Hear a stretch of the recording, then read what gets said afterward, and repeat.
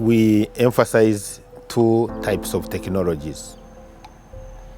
The first technology that is important, that is missing in many institutions, is what we call soft technology.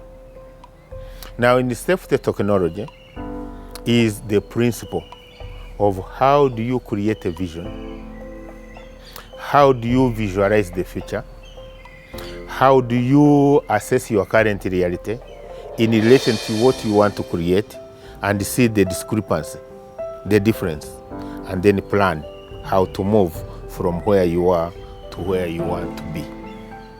Now, to move is not just by words. Again, it is skills. If you need resources, how do you mobilize resources? And what resources are we talking about? One, you, the main resource as an individual.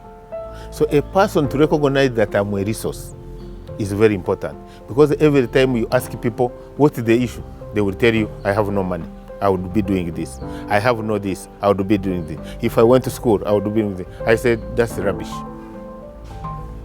The biggest resource is yourself. Nobody develops another person. A person develops themselves. Now, once the people realize that actually they have the smartness to change the quality of life, the next thing is, what do you need to put together to coordinate resources? The second one is not money, is knowledge about what you want to do. What information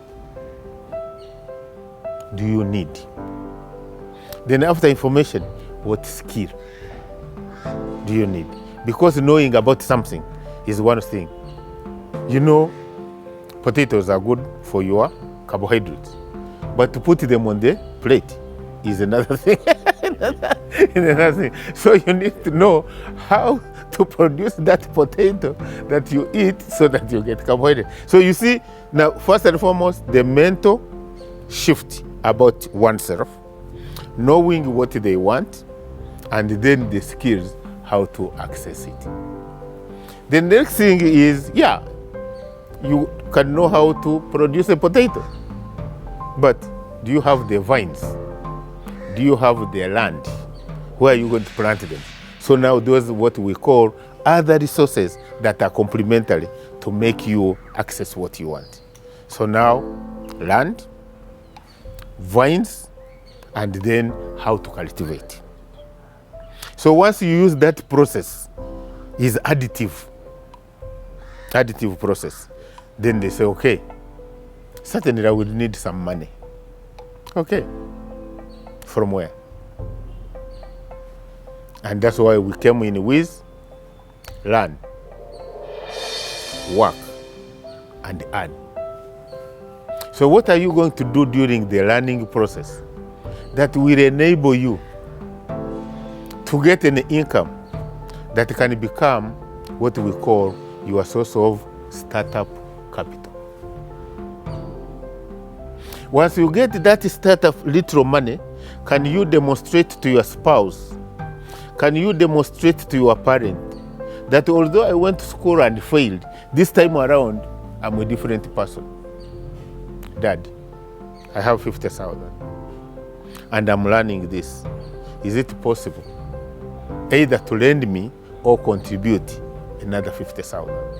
So we engage with the people to use locally available resources, starting with their immediate network.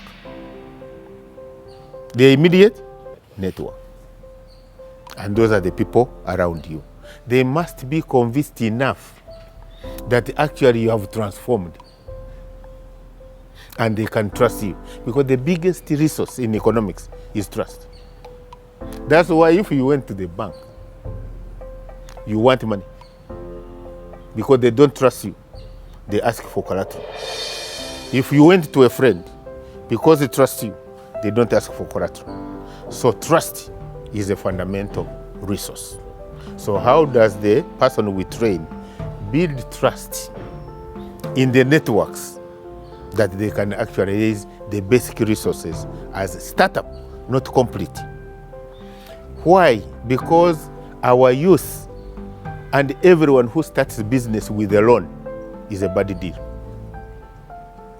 Because you are working for the lender. You are not working for yourself. So the first thing is get them away from loans. Start with small capital.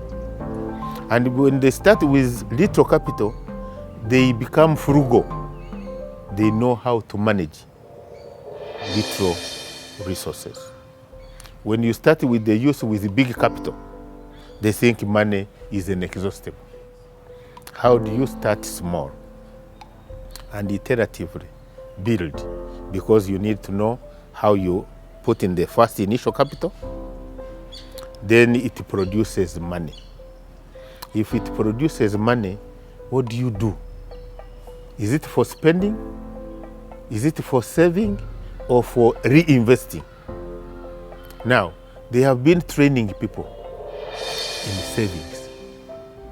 And we say that's a wrong journey. It's not about saving. It's about money producing more money.